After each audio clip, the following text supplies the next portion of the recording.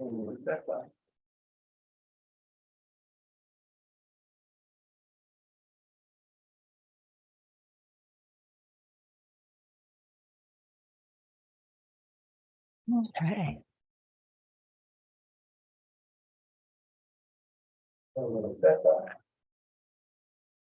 So are you the chair? Just start. Interim? Yeah. Good. Perfect.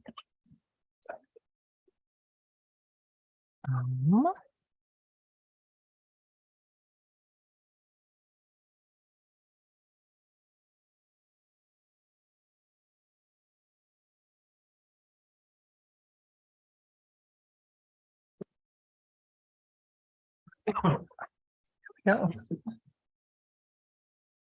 Hey, welcome everybody.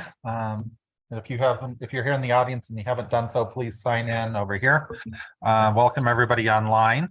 I'm going to be opening this as the interim chair, and then we'll be selecting a chair. So let's be really quick for me. But I'd like to go ahead and call to order the Town of Fraser's Planning Commission, regular Planning Commission to order on November 23rd, 2020 at 6:32. Can I please have a roll call? Katie Souls. Bob Ganussi. Joy McCoy. Pernell Quinn. Margaret Bowles. Thank you. And we do have a new chair member here, Joy McCoy. So like welcome her and thanks for volunteering and serving on the Planning Commission. Can I have a motion to approve the agenda? So move. Second. Any further discussion? All in favor? Aye. Opposed? And then can I have a motion to approve? Oh, no, now our appointment of chair before consent. So we get to have volunteers and then we'll vote for our chairperson. It can only be planning commissioners that I've appointed. So that is Andy. Is Parnell appointed by me? No. Andy. Joy or Margaret. So those are the four that one of you needs to volunteer for the chair, and then we're going to need a vice chair as well, which could be any of us, the vice chair. But one of the four, so Bob, Joy, Andy, or Margaret. Why can't I do that? Because that's what that's what it says in our statutes. Because Good you're board an members. appointed ex officio member of the Planning Commission, and by the Fraser Town Code, that position cannot be the chair. So it is an important position. You're going to want to be here for every meeting that you possibly can make, which should be all of the meetings. I mean, it's and then you have to keep the audience in line. So the people that come up and speak. So there's some responsibilities with that. So, but it's definitely a rewarding position and as far as growth. So I would do it, but I'm not there every single week, so I don't think I'm a good one Right. to do it single Okay. time. yeah, thanks, Margaret. Yeah, that's why I don't want to do it. Andy, come on, man.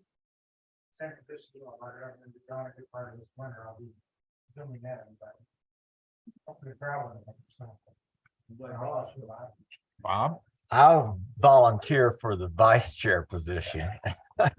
And I say that only because I think most of you know that I also serve on the Planning Commission for Grand County. And occasionally there are conflicts. It doesn't happen a lot, but they do happen. And so that's why I feel like, it would be better for me to serve in the vice chair position, step up when necessary. But, Thanks. So that leaves nobody. No, see, so if Katie can't. one of you would be chair, yeah, Parnell or I could be vice chair, Yeah. and I'm not going anywhere.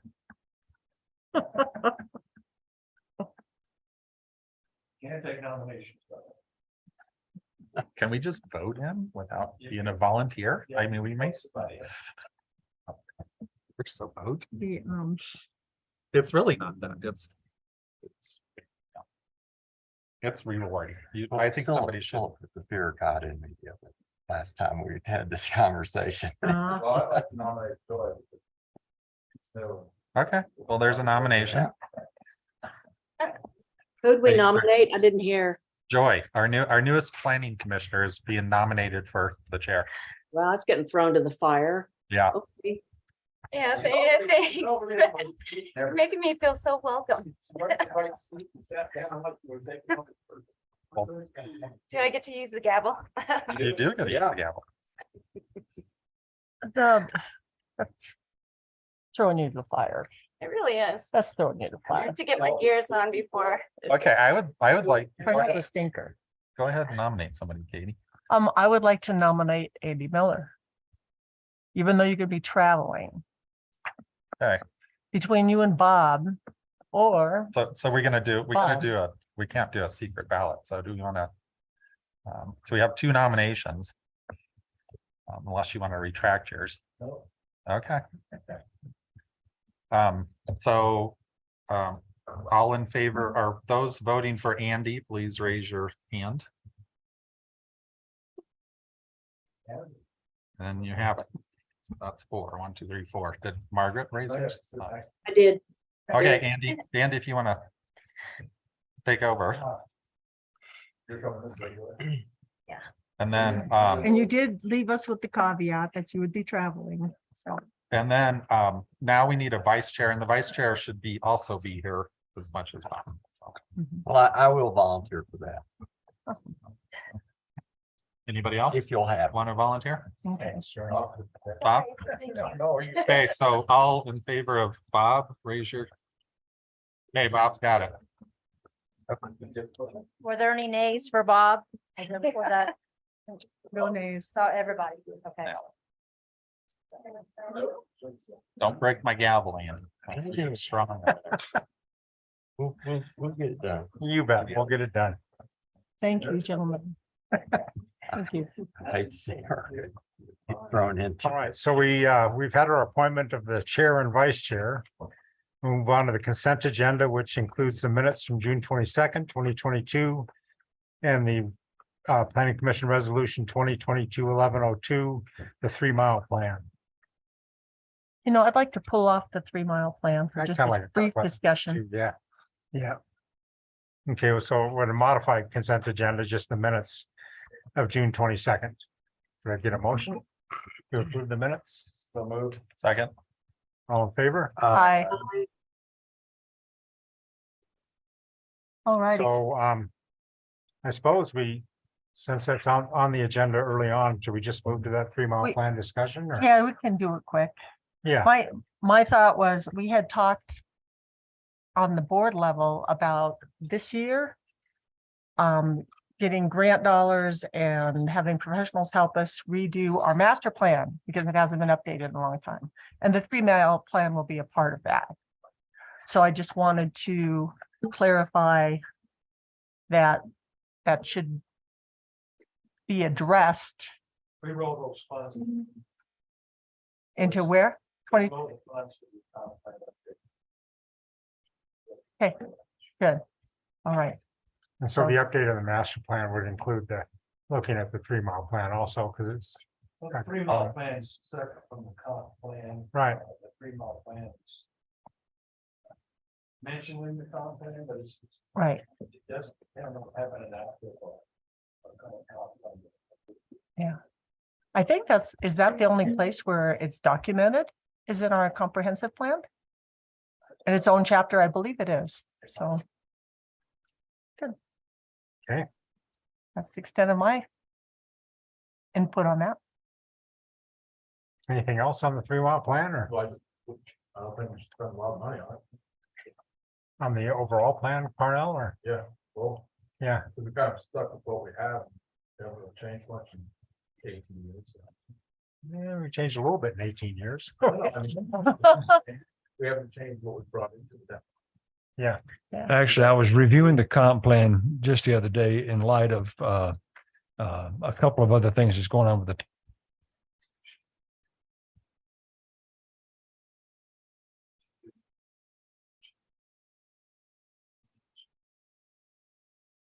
And triggers a lot of other things that town needs, but also triggers things you do for annexation, for growth, for rezoning. We haven't had a chance, a reason to kind of update our contract for a while, because that's been pretty limited. But in light of this huge annexation, we have absolutely nothing in our 2010 contract that talks about this property, what the uses would be, and you've got zoning recommendations for that. So we're just kind of in the dark without that. Well, the last person that tried to annex got shut out right at the last minute, so I don't. Oh, my gosh. Well, that's a real point. The town voted to get to. Are we talking about the 3 mile or the comp plan? What are we talking? Okay. Chair, Mr. Chair. Yeah, let's stick to it. And then that's a long discussion that gets longer every time we discuss it. So anyway, but town has changed quite a bit in 18 years. It'll be good to put that back on the table and at least have good community discussions about it. So. Okay, so we need a motion to approve resolution 2022-1102. So moved. Second. Any more discussion? All in favor? Aye. Aye. Okay, so we'll move on to public hearing and possible action. 461 Muse Drive preliminary plat and major site plan. Thank you. Margaret, can you hear me? Yes, can you hear me? Yes, Yeah. good. It sounded like you had I trouble. lo- I hearing Ed. lost the last speaker. Yeah, it was Okay, Ed. okay, I lost Ed. I don't think it was relevant to the 3 mile. plan, but- I heard him a little bit, so that's Okay. good. I didn't have anything important. One, All right, Chair, would you like to open the public hearing first? or Okay, oh, I'm from sorry. baseline? Yes, so this is a public hearing, so I need a motion to open the public hearing. Okay, so a motion, please, to open the public hearing. for So moved. preliminary Second. plat. Second. Second, Mayor. second, okay. Thank you. All in favor? Aye. Aye. Okay, so the public hearing's open. And we'll start with a staff report and the review of documents and then move to the public, so. yes, thank you. I'm Julie Estrel. I'm from Baseline Consultant, planning consultant for the town of Fraser. And I've prepared a presentation for this proposal. This is. Julie, just before, I'm Yeah, sorry. Go ahead. Katie wanted some clarification. So the public hearing, just for the chair, public gets 3 minutes. All right, yeah, Just so you Okay. make sure that the public. set the ground rules. Yeah, set the ground rules Okay, before. We get, thanks for coaching me. It's all yeah, right. man. okay, Thank you. sorry. No worries. So this is, let me just move my Zoom box out of the way here so I can see the screen. 461 Muse Drive, major site plan and preliminary plat. The request is to subdivide the property at 461 Muse Drive in order to build and convey ownership of 2 triplex townhome buildings. This is going to be on a vacant lot that's approximately 2,599 square feet in the low-density multifamily zoning district. This is a use by right property. The multifamily requires 3,000 square feet per dwelling unit, which allows a maximum of 6 dwelling units, which is what is being proposed. The required land use approvals for this proposal include a major site plan, which is required for residential developments of 3 or more dwelling units, and a major subdivision, which is required for residential developments of 5 or more dwelling units. The major subdivision process consists of 2 steps, the preliminary plat and the final plat. And this hearing and action item today is for review of the major site plan and the preliminary plat.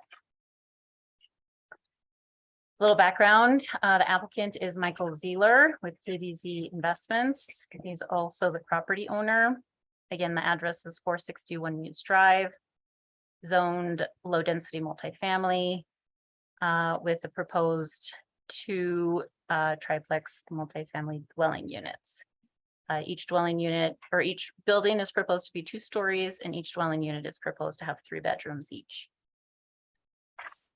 Here's the location map showing the property on Muse Drive. It's a vacant lot between 2 already developed properties on either side. Again, the lot area is 2,599 square feet, and the lot width at Muse Drive is 64 feet. Here is the zoning map showing that it is located in the low density multifamily zone district. It's also surrounded by low density multifamily zone district properties. Here's the proposed site plan. I've kind of highlighted the 6 lots that are proposed. There's a dumpster location proposed. The setbacks are shown and are in compliance. I have a table to go over that in a bit, but this kind of just shows those setbacks.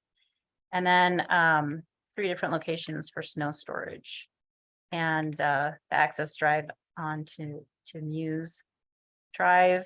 And there are 13 parking spaces proposed and landscaping. So the zone districts for the low density multifamily district include these items: minimum lot area, which we kind of discussed previously, which meets the minimum lot width of 50 feet, which it meets. Setbacks, front 20 feet, side 7 feet, and rear 10 feet are all met with this proposal. Building height maximum of 35 feet. The 2-story buildings are maxed out at 25.5 feet, so that meets. And the minimum open space requirement is 35% of the lot. And that is also met with 44.6% provided. The site plan development standards for the major site plan that we just looked at include these items: access, parking, landscaping, screening, snow storage. These items are all met with some with conditions. Parking, the provided number of parking and size of parking spaces has been provided, but per the code and the ADA regulations by the government, federal government, require 1 van accessible space. Interrupt you just for a second. Yeah, With ADA, is there any requirement any of these units be accessible, or, no, okay, what's the threshold for that? Is that, I am not that familiar with a threshold for residential being required for the ADA requirements for a residential development. There is none. what's that? There is none.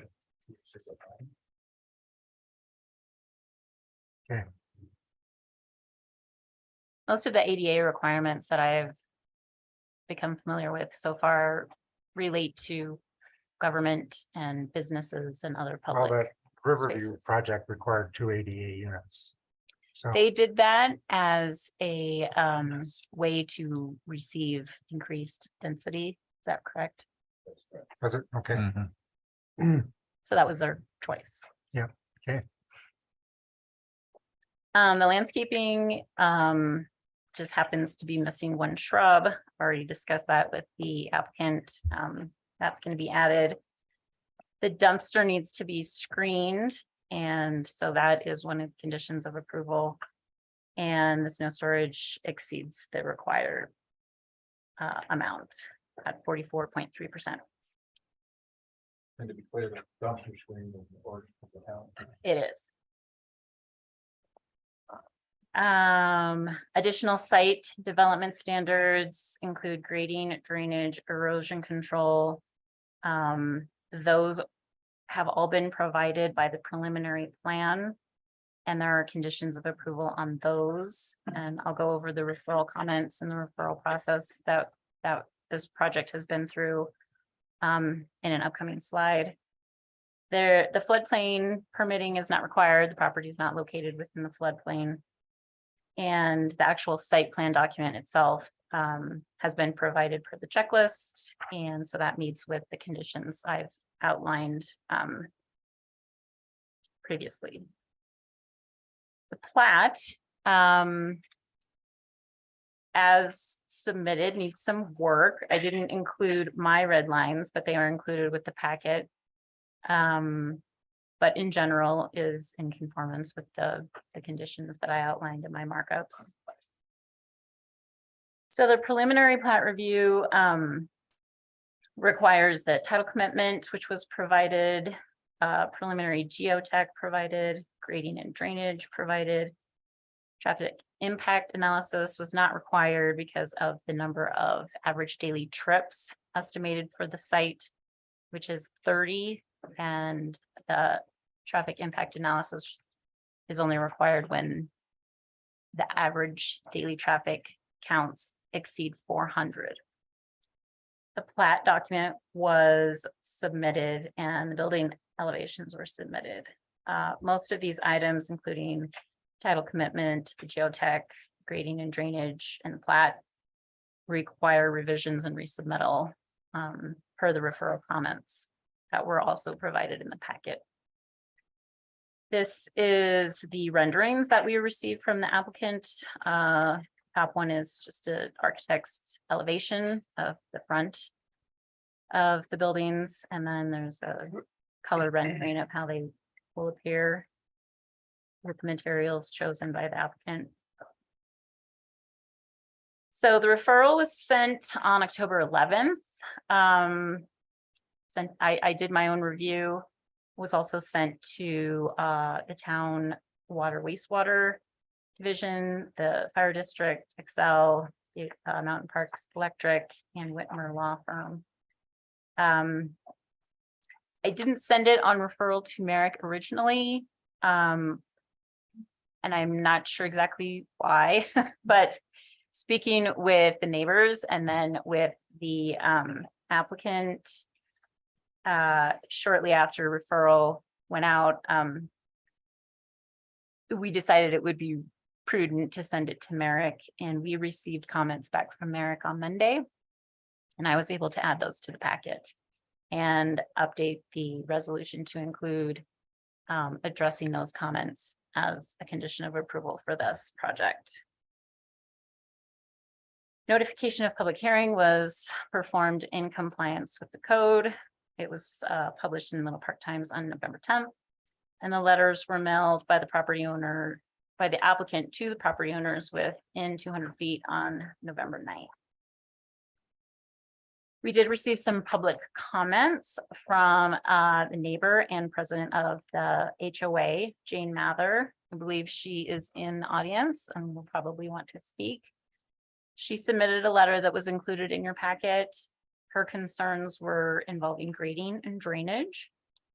And the applicant has reviewed the items from Merrick. He actually has worked to prepare an additional drawing showing those changes. I don't know if you guys want to see that tonight. I think the applicant can provide that if you want to. Do you have it? Well, we could on the screen.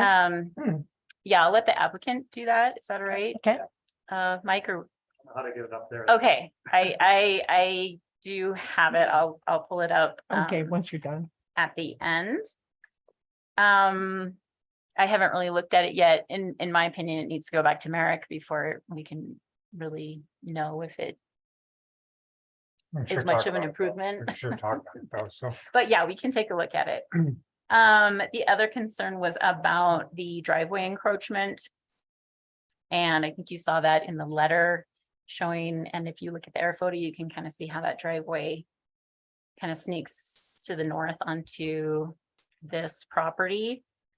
And I'll let the neighbor Jane Mathers speak to her concerns, but for my review, it didn't seem like it would be a detriment to approving this. considering the location of the pavement itself.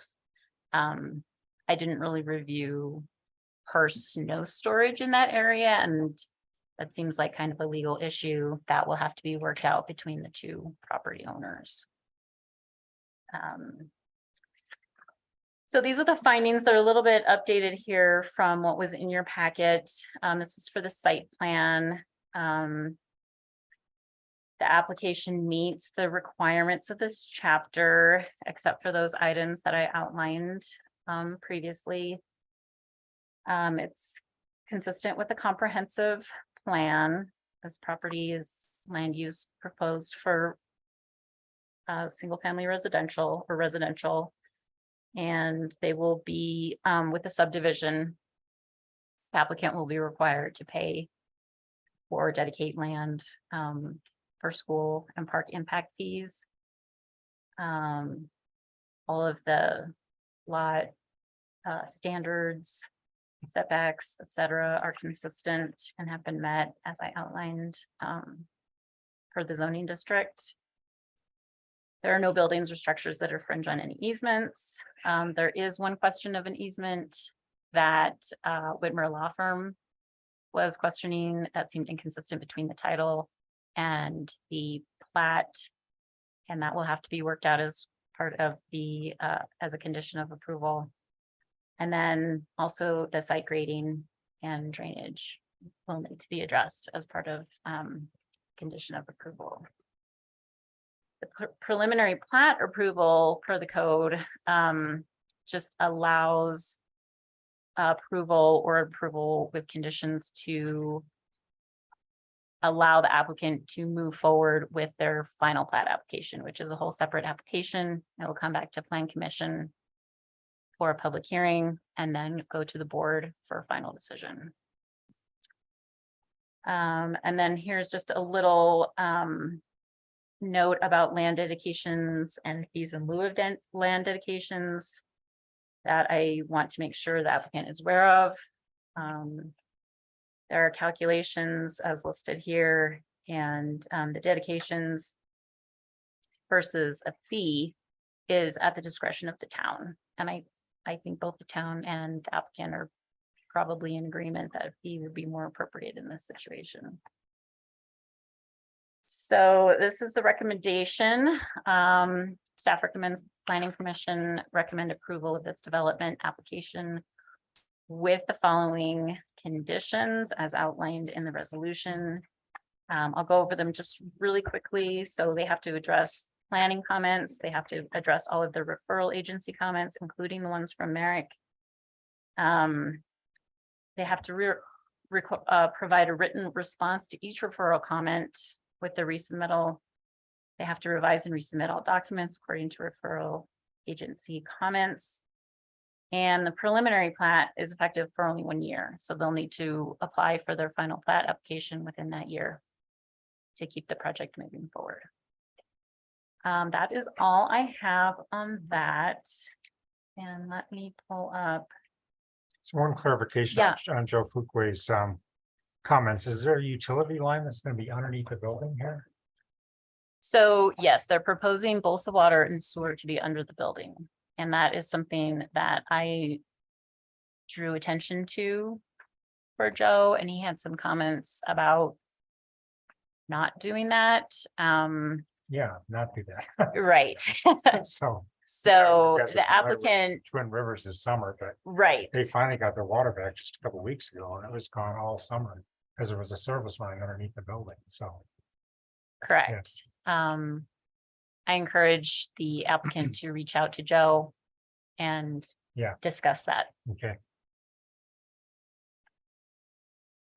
Excuse me, Julie, I also wanted to clarify.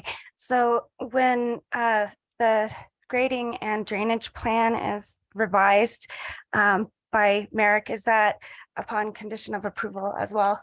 It is, Okay. yes. And Merrick is not the applicant's engineer. Merrick is the town's engineer. Okay.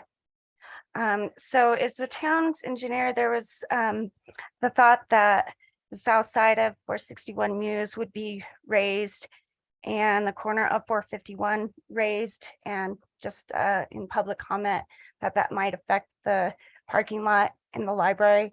So is the town engineer, Merrick Engineering, going to look at the effect of the estimated runoff?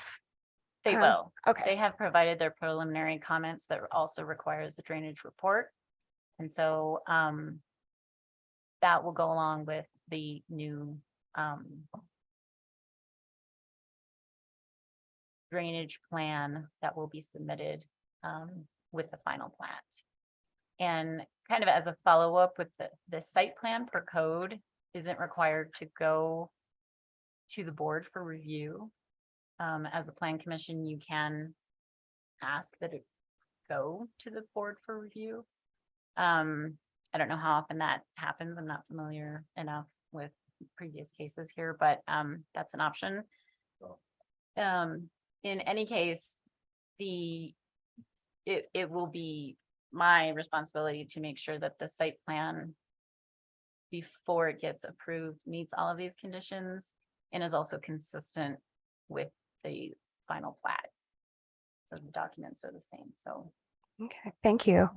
I do have one more question. Mhm. Is the negotiated prescriptive easement going to be in the condition of approval as well? It's not, because Okay. it's not a town matter. It's a private matter between the two property owners and their legal counsel. All right, thank you. It's not prescriptive, so it's approved by a judge. Okay, yeah, I knew that it was implied and not written. Yeah, So, they haven't actually officially requested that it be officially established. And if at some point somebody gave permission within that 18 years, we thought that there would be a prescriptive easement at all. okay. I did look at the Colorado statute on that, and it didn't specifically state that it had to be written or requested, so I was a little hazy on that fact. Yeah, the other issue with prescriptive easements is that you can't violate any ordinance when you're doing a prescriptive easement. So an HOA most likely has in the rules and regulations that you can't violate an ordinance of the town or trespass for the benefit of the HOA. So since the town has an order to get its snow storage, it would be a violation of the town's ordinance to store snow on another person's property. Is it also a violation of the town ordinance to build a parking lot on somebody else's property, or? It's a town ordinance that you can't infringe on a person's property. Yeah, No, that's- yeah. So, but I mean, even not knowingly, it's, you know, I don't know, this can be an interesting question for Kent and Well, it's gonna be more than just can. Yeah. You've got violations of monuments being buried.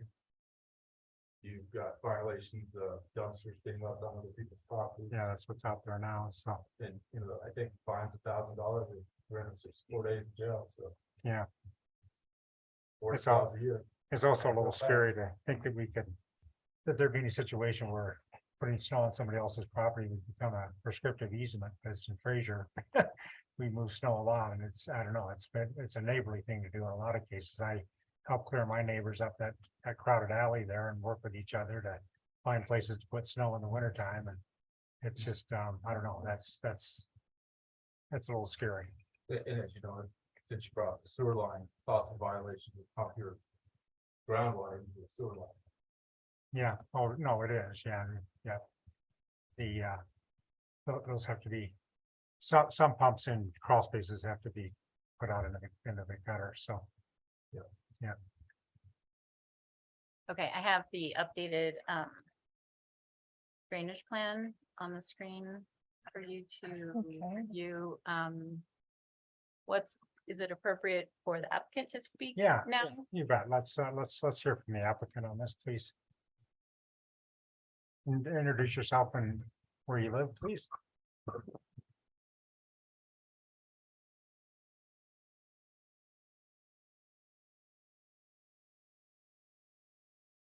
Hi, everyone. I'm Mike Zeeler. This is my wife, Christina Zeeler, and my family. I brought them along because we're gonna head back down the hill this evening for Thanksgiving. Oh, So, nice. Nice. We currently have I just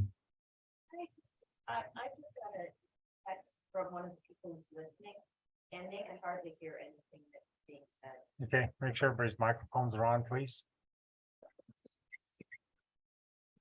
And I, We'll speak up. thank you. thank you, Jane. We currently have a townhome in Old Town, Winter Park.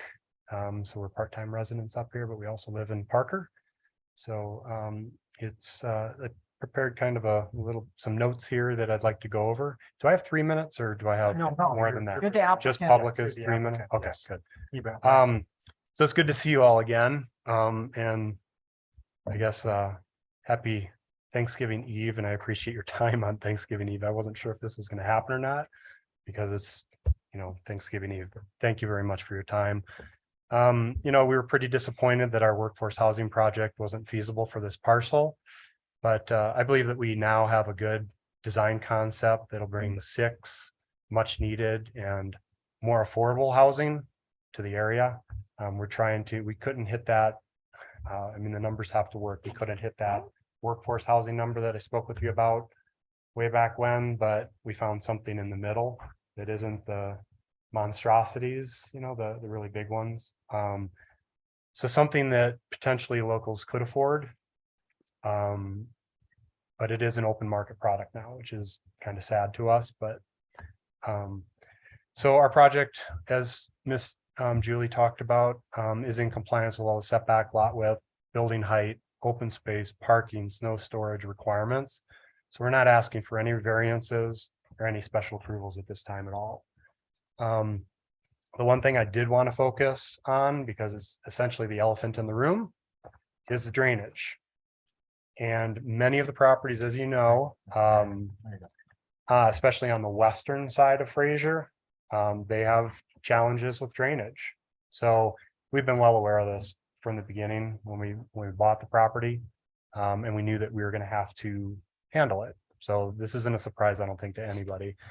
And so we acknowledge it, and we assure you we're going to do our best to improve the drainage conditions around, like on our parcel and around our parcel also. We can't do much outside of our property, but our goal is to not adversely impact any of our neighbors either. I want to be very clear about that. We don't want to adversely affect anybody. We did receive comments from Merrick Engineering yesterday, and our civil engineer, Troy Keltz. He's actually on the Zoom call. He couldn't make it up in person. So if there's any questions that you have for him, he told me that he would be more than willing to answer those. He's been working diligently on some of our neighbors' concerns and quite frankly, our concerns too, because we're going to be building properties on this land. So Miss Julie did put up there the revised drainage plan. In particular, I actually circled the 3 detention areas that are going to be required by Merrick Engineering. So those are highlighted on the plan now. Some of the grades will probably have to be adjusted in order to get the flows correctly into those, but in concept, that's where they will be. Historically, from what we can see on the plats, on Google Earth, everything, predominantly the flows are, so north is up on this page, or I'm sorry, north is to the right on the page. I apologize. West is to the back straight line that you're seeing at the top of your screen. Predominantly that back left corner, so the southwest corner is predominantly where the flows start, and they move to the north along that straight line towards, Are you talking about this corner? yeah. So they move predominantly to the north, and then they get into the pan on Norgren. And the other flow is from that southwest corner, and they flow to the east up to Muse Drive. So there's kind of 2 patterns that they have historically gone. What we're proposing, and you can see that on the plan also, in that back corner, is to actually have a new inlet area, because that's the flat area that myself and my neighbors are concerned with. Are you talking about here or over here? All the way to the left, to the southwest corner. This one, where it's almost a 90. I can't see. the So top cursor. left, Top left on that. top left. this Oh, one. yeah, that Correct. one. And there's actually a label. It's tough to see, but it says area inlet. So if you can imagine, it's basically a sewer almost, or it's basically a sump pit the water can get into. Okay. And that'll be buried. It'll have perforations that any water that gets into that area can be collected by it. And then there'll actually be, has another line of defense. On the entire back western edge, there will be a perforated pipe in a trench wrapped in geosynthetic fabric, enclosed in gravel, so that any water that comes off of there can get into the ditch, get into the pipe, and move to the north to Norgren, where it has normally gone. As another line of defense, also from that same inlet portion or inlet spot on the southwest corner, we're also going to be installing a very similar system, or an exact system actually, from that inlet all the way up to Norgren.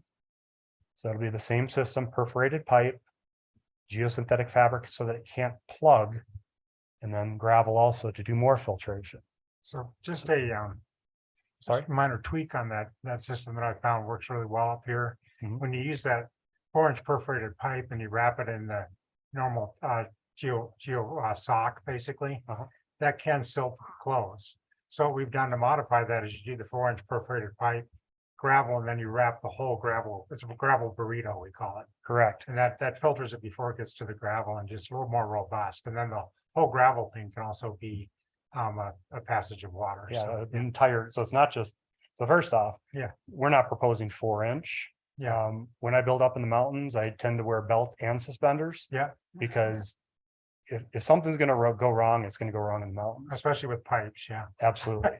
So we're proposing 6-inch actually. good. We'll get a heck of a lot more flow. Yeah, good. So, and then I actually talked to Troy Keltz about that too, Yeah, is that you dig the trench, you put the geosynthetic fabric in it yeah, and kind of hold it out. Put in a certain depth of gravel that he'll specify Yeah, all of this, yeah, obviously. wash Then you rock. put the pipe in it, yeah, then you cover it with a gravel, burrito. then you fold the, yeah. it's the burrito, exactly, Yeah, exactly. So, I touched upon this perforated pipes on the south and west sides. And actually it's gonna, it's gonna drain, if you have, basically it's a straw, a big straw. So any water that gets into it is gonna be able to go quickly. The way that it is now is it just collects and then it sits there. Mhm. And the only thing that it can do is it can go down back into that gravel. So it has to wait all the way until probably June for those water tables to drop back down. So what we're proposing is rather than having it sitting there where it can actually infiltrate into our new crawl spaces and our neighbors' crawl spaces, is get it out of there. The goal is to not have any standing water around your house. When I do structural design, when I get called out to a house, that's the number one thing. 99.9% of the time, it's water infiltration around the foundation that causes settling. So our goal is to be very conservative about this and to get the water away from everyone's foundations. Per the town requirements, I already touched upon the 3 detention ponds. And these aren't, 4-foot deep detention ponds that are going to look terrible. The deepest one is 18 inches. And they're basically landscaping. Some of them may have to have some perimeter rocks so they can have a little bit steeper of an edge to get that depth. But most of it is just simply swales and just sort of the grass is basically it's a grassy area, grassy knoll that the water can get into. Then there's, and Troy can touch upon this a little bit more than I, because he's the designer. They're not very deep. They're not very deep. Those 3 detention ponds will catch all of the runoff. So actually I should stop for a second. So the pipes on the back are for nuisance sort of runoff to get, so that we're not affecting our neighbors. And so that we're keeping the natural historic drainage patterns of that area. Unfortunately, we're the last property to be built. And a lot of the time you're stuck dealing with other people's mistakes or dealing with not properly draining things. So I believe that most of the problem is that all those houses have now been built on Muse, and it's essentially creating a dam that where else is it going to go? It's going to go on our property. So the construction that other people have done has actually impacted our property. So that's okay. I understand it when the music stops and you're not left with a chair, it's your problem to fix. So that's fine. And that's why we're going to be installing these pipes and gravel and trenches and all that. The second, this Sounds like as a fail safe though, above the pipe, you can have a swale also. So Absolutely. water can run on the surface. Absolutely. Yeah. Yeah, Okay. so belts and suspenders again. Yeah, exactly. So the swales keep it from infiltrating. It would be my hope that proper drainage and everything on the site from that corner to Norgren and to Muse, that the backup plan is the pipes. Hopefully those pipes never have any water in them. I think in reality, knowing the amount of water that does occur on the western side of Fraser, it probably will have water in them. And that's okay. That's what they're Yeah. there to design for. And it's nice that there's two pipes that we're designing also because, as you know, they sometimes do plug or the possibility of plugging. So we have actually two systems. If one of them plugs, it can go perfectly fine into the other pipe and still get out and not flood anybody's house. The detention ponds are for on-site storage. So in a 100-year event or whatever Troy is designing this for, we want to capture the water so that it can't get off of the site essentially. So everything will be drained into these detention ponds. And then there's usually a small little orifice that the water can trickle out of the detention ponds at a slower rate. So you're not getting these huge flows that flood neighboring properties. So that's why nowadays we're required, especially for larger subdivisions. This is very small. But if you have a big project like Rome, or if you have, I don't know if Meadow Ridge would have had to require it, but these bigger detention ponds that can be 4 or 5 feet deep. Sometimes they have to have concrete retaining walls. Not the case in this. We want this to be as natural as possible, look like landscaping, but still function in a large event. Another concern of ours, which I've already spoken with the neighbors about, is especially in that southwest corner. What we'd like to do is blend the two lots together because we can fix our property, but the neighboring property is still low in that area. So I've spoken with the neighbors and we're on board together to actually create a swale between those, like we were just talking about, a swale so the drain can go towards Muse. And then in addition to it, fill in their area also, because as it is now, ours is going to drain, but theirs could still catch water as it is right now. That area right there, whether it's going to catch water. So we've talked to the neighbors and they agree that we should probably create that swale in the back to keep water going where we want it to go and not into people's crawl spaces.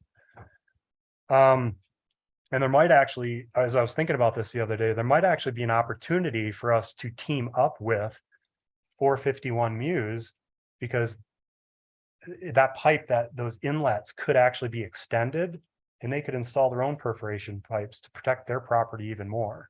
So there's ways that we can work together in order to help fix this problem that I believe was supposed to be addressed many decades ago, but it just never really happened. So that's our solutions for the drainage, with grading, detention ponds, and the back pipes. So we're going to be pretty aggressive about it. In addition to foundations, again, I keep repeating myself with belts and suspenders. When I build up here, we do a perimeter drain around the perimeter, right down at footing level. In addition to that, we waterproof the foundations. In addition to that, on crawl spaces, this is pretty uncommon, but I do it, is I install the dimple board, the drainage board, which is a geosynthetic fabric, and it has dimples. Remember Plinko with Price is Right, where it go through, maybe don't. But basically the water is allowed to get in through that geosynthetic fabric, get into the drainage board and get down into the perimeter drain. So the perimeter drain can take it into the sump pit. So you can pump it out and take the water where you want it to go. So in theory, your crawl spaces are bone dry all the time. So that's the whole concept. So I'm concerned about the water in these. Neighbors are, so we're in all agreement on that. And we're going to work as a team to solve these drainage issues so that nobody has a problem with their property.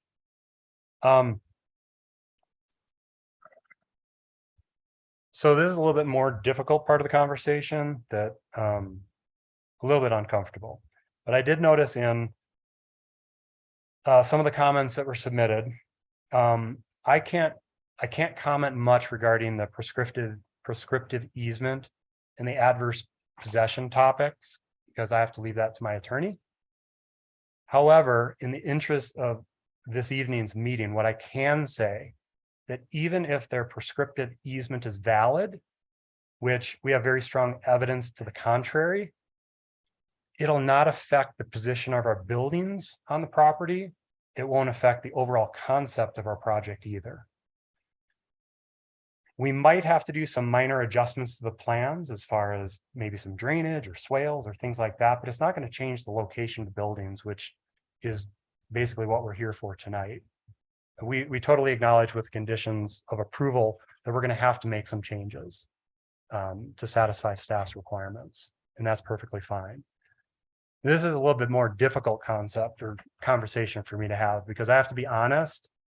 When I read the report or the comments that were submitted regarding the adverse possession, that statement was extremely shocking and upsetting to me. I gotta be honest. I have had many kind and open conversations with Jane Mather and other members of the Mountain View Townhome Association. All of these conversations had a spirit of working together to help fix the drainage problems they are experiencing. And I felt as if we were coming together as a team to make this project happen. They've actually been supportive of the project, and we're grateful that we weren't building 3 stories. So now I read that they planning to forcibly take a portion of the land that my wife and I bought with our hard-earned money in an adverse possession? I mean, I hope, if so, I hope that the members of their association realize that they'll be admitting to illegally storing snow on our property, which is the case right now. They're storing snow illegally on our property. So anyways, enough of that. I have to leave that to my attorney, but I thought that it would be worthwhile going on the record stating that.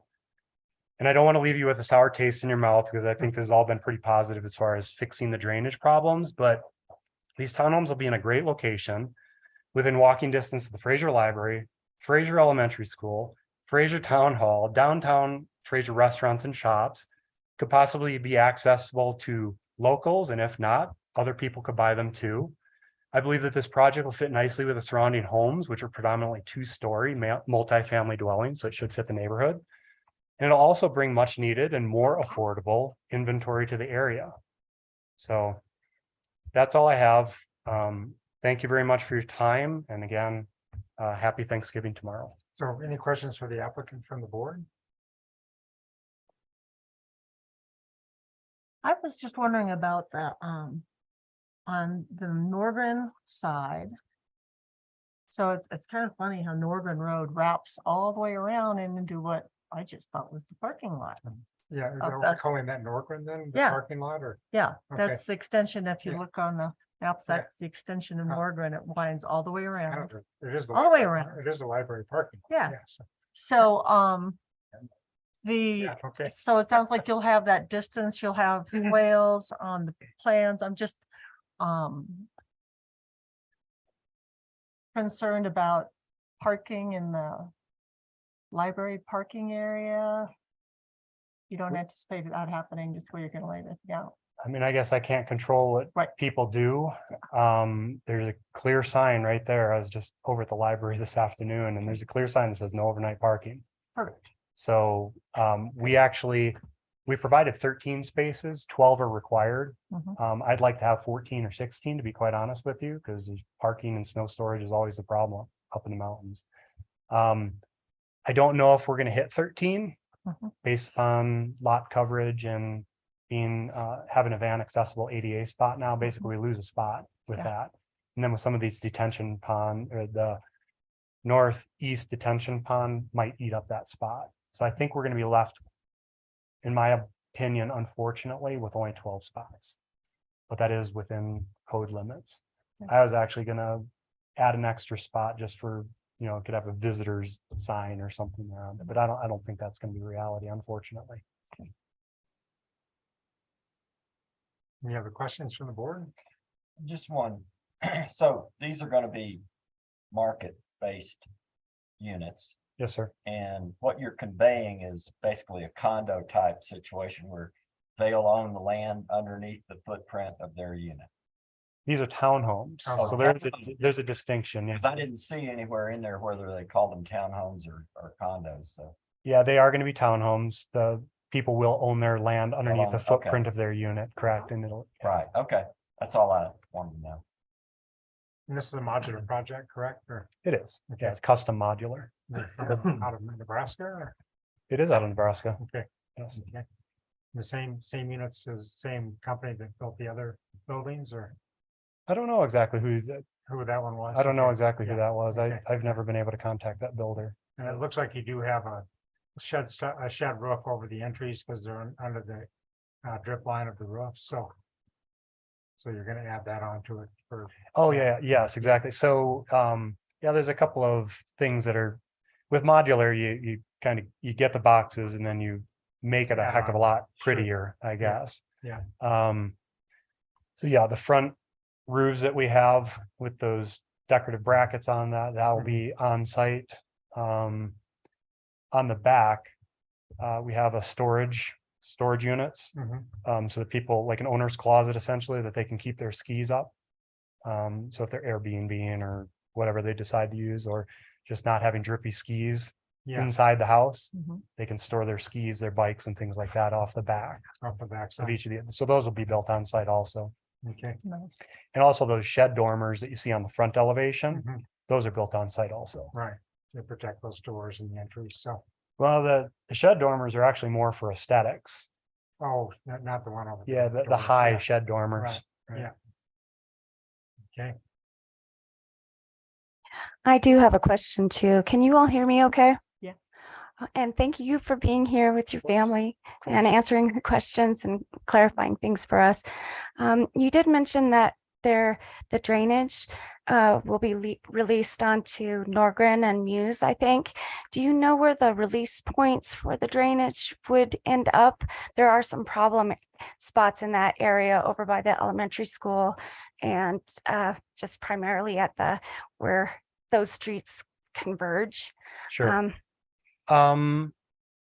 That's kind of outside of my domain. Okay, That's why we hired a civil engineer, Troy Keltz. Right. He is on the Zoom call. I asked him to be on, so perhaps if he doesn't mind, if he's still there, I think I see his picture up there. If maybe he could touch upon anything that I've missed, and perhaps he can touch upon that question also, if he doesn't mind. I don't mind at all. This is Troy Keltz, civil engineer. To answer your question directly, so we're trying to maintain the kind of existing drainage patterns as they, as far as the discharge points out to both Muse and to Norgren. So the plan is there's on Norgren specifically at the north point of our property, there's a flared end section that goes to the east down Norgren that discharges across the driveway of the neighbors to the east, and then is in a ditch all the way down towards the elementary as you asked about. So the plan is not to change any of that. It just we're planning to try to tie that back in, all of that drainage back into that same location. So if there's off-site issues that are a problem as it relates to the drainage down by the elementary school, that right now is not part of our plan to change any of that. That's an off-site condition that is not created by our stuff. As it relates to the Muse connection, again, the plan with the pipes along the southern property line going out to the east to Muse, we're kind of daylight that out down near the property line and have that go back out into the street and go to the pan that's in the street down Muse. thank you, Troy. Yes. And to answer Michael's question, if he missed anything, he did not miss anything. He did a great job of describing what we're doing. You know, when we looked at this in terms of the drainage, detention drainage that's required, we did take a look at it from the standpoint of we can't have it all in one big pond. We just lose too much area. But we also wouldn't be able to collect everything on site in just one pond. And so by having 3 different ponds, we're able to spread around the volumes into those 3 different ponds. We'll collect the downspouts off of the building to direct that into those ponds. The parking lot areas also will be kind of swale. Once the flow comes off of the parking lots, we'll direct that as best we can into those ponds, both at the southeast corner, and then also up at the north corner.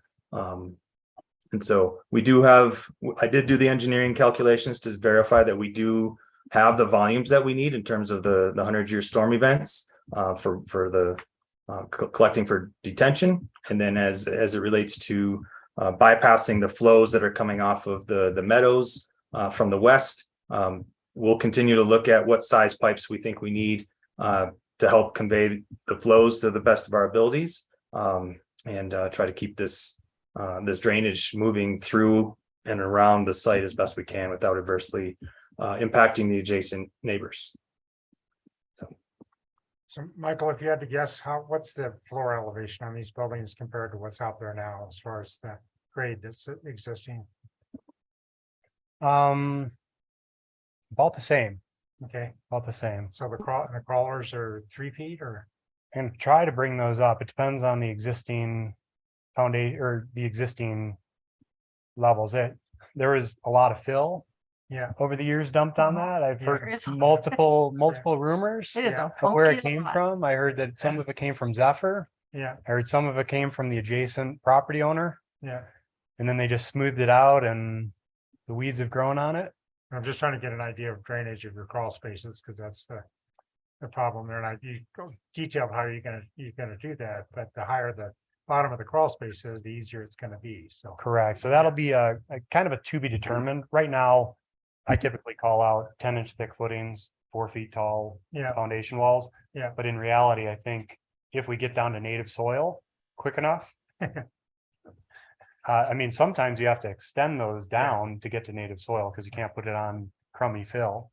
well, backfill and structural fill too. so, Yeah, then you're Yeah. exporting and importing and Yeah, compacting and things like that. So to answer your question, I'd like to bring up the footings as high as Sure. practical. Because that'll help us with not getting water into our crawl spaces. yeah, just as a little background, and on the review letter too, this was addressed. I think it was myself that was talking about drainage along the backside of town, and as you stated, the town's looked many times at some way to control the water coming in off St. Louis Creek and down off that wetland in the back of town. And I'm hoping that the Fraser Parkway, that segment of it, could double as this type of control structure. So that could help alleviate a lot of the crawl space issues and the sump pumps and the water that we have in that backside of town. So that's could be a side benefit of that access route. So, Great. I didn't know that. yeah. Well, it's what happens when you build a town in an old agricultural Oh, yeah, field, basically. So, little river bottom. but yeah. exactly. So. Okay, any other questions for the applicant or for Troy or? Okay. Thanks, Michael. Thank you. Yeah. So we'll go to the public comment portion of this, and as was stated before, 3 minutes would be the limit on comments, and we'll open the podium.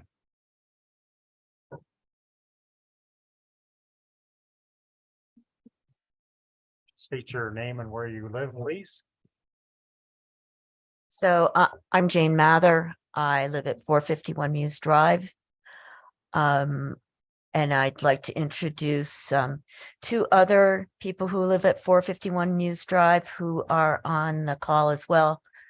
We've got Paul Langowski, who's waving, and Robin Langowski, who is with him. So I have to say, I'm really happy that Mike was able to work with his civil engineer to get a drainage report prepared so quickly in advance of this meeting so that it could be put into the documentation for this. It seems to address everything that we have, that we've had concerns about, and our discussions with Mike have been really great. I have to say that, you know, you never know when you start talking to someone, whether or not what they're saying is actually going to come true. And so we've been really happy that it has come true. Paul and Robin, do you have anything to add to that? I'll keep going. On the easement, just to explain why I put in adverse possession. That's because, as I said, you never know how your working relationship is going to be with anybody. And so when we were speaking with our lawyers about this, they said you might have a prescriptive easement or you might have adverse possession. And when you put the claim in, there might be a situation in which you want to claim adverse possession. And we hadn't talked to the lawyers yet about that, about all of the issues that were involved. Therefore, I added adverse possession in. I don't think adverse possession is going to be the issue, is going to be required. I mean, based on how we've been successful in working with things so far. However, I didn't want to rule it out by just saying that it's going to be a prescriptive easement. So that's the explanation from that, Mike, and I hope that it's you know, dealing with real estate, you know, dealing with lawyers and things like that. You just have to cover all those bases. I would like some clarification actually from the town as to if we are successful in recording the prescriptive easement, either for just the driveway or for the driveway with some snow storage area. We don't need all of the snow storage area that we've been using, but there, you know, we want to keep the people snow plowing in our area as efficient as possible so they can go and plow other people's driveways. So Thank you, Jane. That's been 3 minutes. okay. Paul, would you like to add anything to that? Well, actually, I have a question. Can I ask a question about what the process is once we, if we were to get the prescriptive easement recorded between now and when the final plat So is proposed? If you could carry that to the staff, we're not familiar enough with it. Okay, And then keep up with the applicant. So I'm sure that this is preliminary plat. You've got time. okay, Before it comes to final. So get all this squared away. So okay. Thank you for your comments. Paul, Robin, do you have anything to add? Paul does. No, not really. I think Mike, we told Mike we're not opposed to development. Mike's been very good in addressing our comments about the drainage and in the conversations we've had with him just in the last 7 days.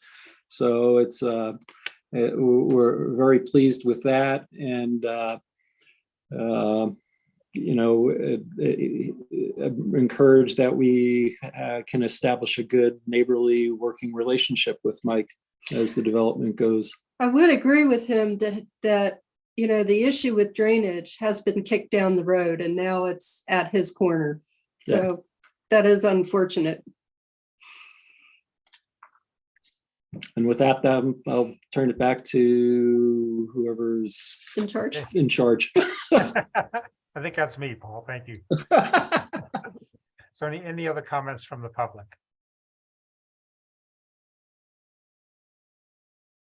Okay. So I entertain a motion to close the public hearing. So moved. Second? Second. We'll give that one to Joy. Oh, Joy, we'll give Joy the second. Yes. all in favor? Aye. Thank you. So any other board discussion? It just sounds like the neighbors are going to be able to work this out. I mean, this is, the town, all of you are aware of this. I mean, one way to reduce the cost of housing is to increase density. And that's going to lead to snow plowing, snow storage, access. It just leads to also to a host of things that we all are going to have to work with as neighbors and figure out a way to work around it. One idea I've had is possibly we allow covered parking in lieu of snow storage. And of course, that could develop into a garage, which we'd have to come up with a way that doesn't. But in an ideal situation, if you've got covered parking with just a roof, you're never plowing. So anyway, we're gonna have to look for some solutions and some ways that we can pack more people onto less land and have fewer cars so people can walk to school and walk downtown and take our lovely public transit system. But that also is going to mean that somehow we're going to have to figure out a way to all get along and keep a way to get into our garages and over to our homes. So, but this is the type of housing we do need. Density hopefully will lead that this is market driven. We have no control over pricing here, but hopefully this will lead to slightly more affordable housing. So. Okay. Anything else? Well, the one thing about a corner is that it does have two sides, and I'm really thankful that you all are working on a compromise together, especially if you're going to be neighbors and living in the same vicinity. So I hope that that compromise comes through in a positive light for both parties. Seems like it's on that track. Hope so. Any other discussion? I'd just like to make a comment. I'd like to thank Michael and his family for coming up tonight, and very nice presentation. And Julie, very nice presentation. Thank you. It was very clear. Everything was right there for us. Thank you. So I'd entertain a motion.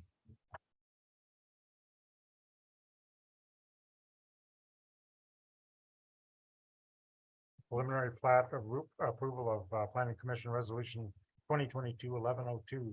I'm sorry, So there's no resolution. there's So a this would be a resolution quick- number no, with this. this would be a preliminary plat approval for the 461 Muse Drive project.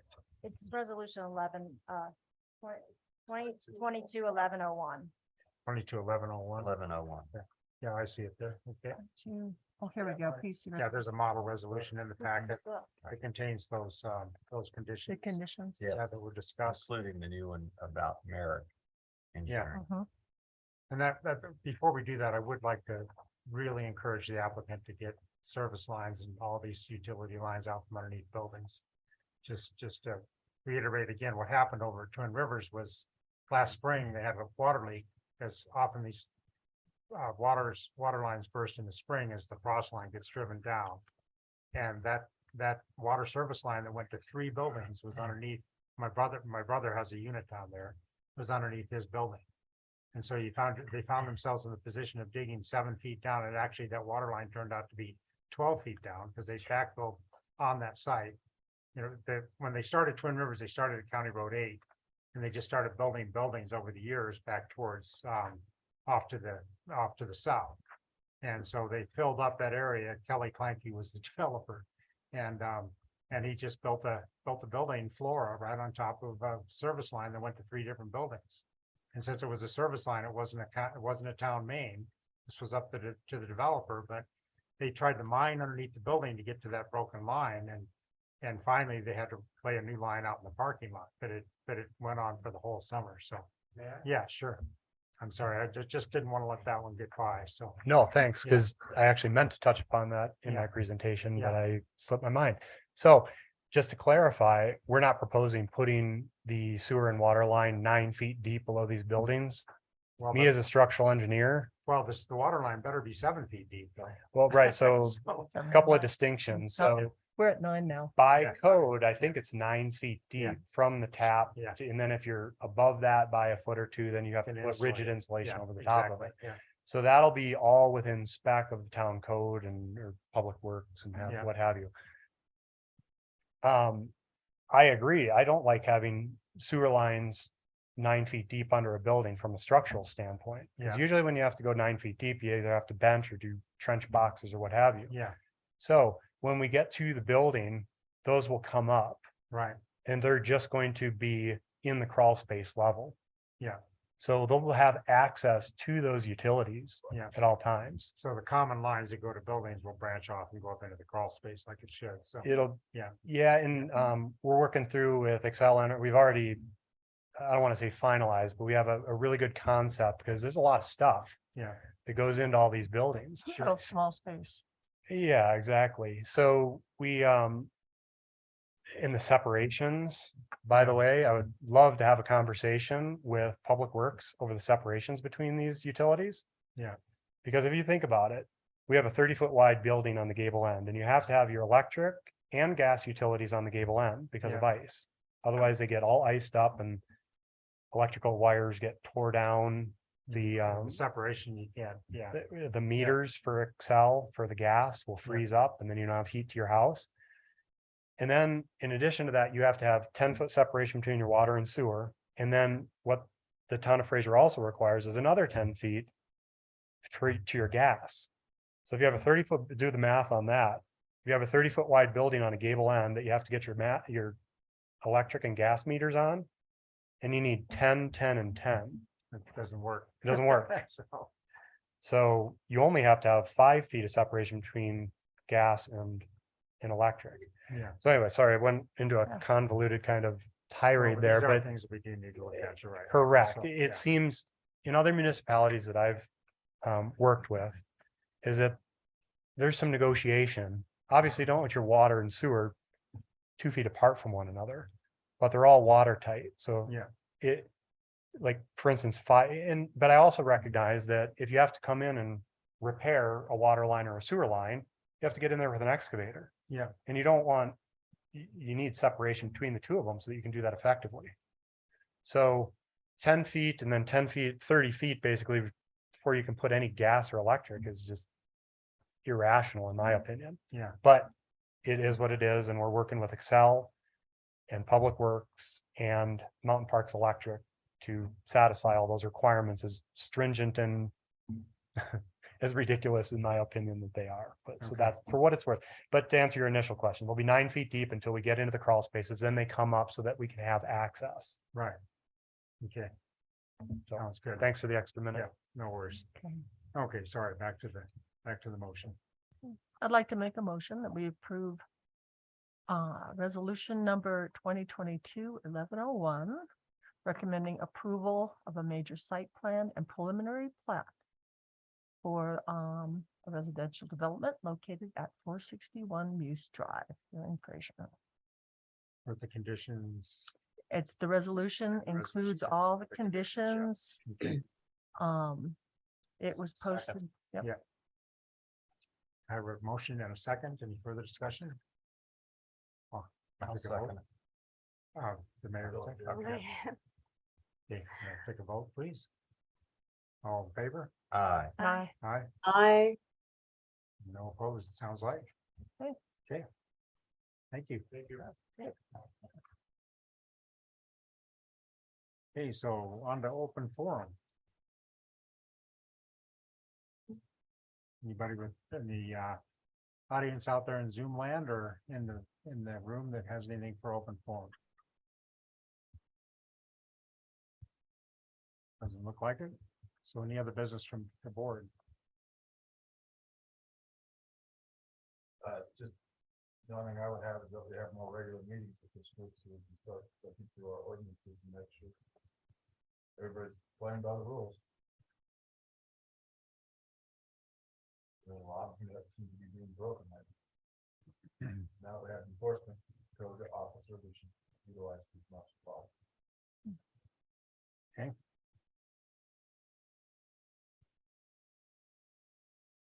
That would put us on the future agenda items. Any notes on that, Ed, at all, or future agenda items? There could possibly be another planning commission meeting in December, I think, Grand Park Development. Grand Park Development was supposed to be on tonight. They did not get all their submittals in place.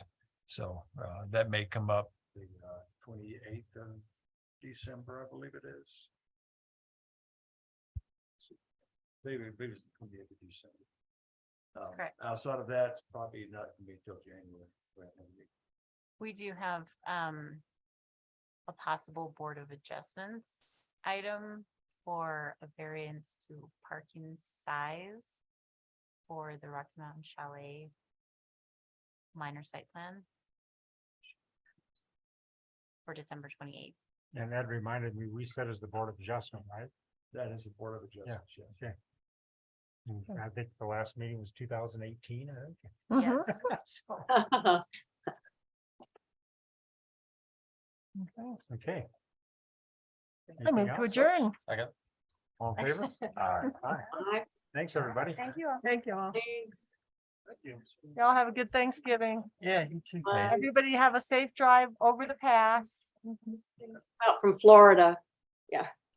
Oh, that's too bad. A drive from Margaret, Florida. Yeah. have a Okay. wonderful Thanksgiving. Bye. Say hi to Bob. I will. They have electrical.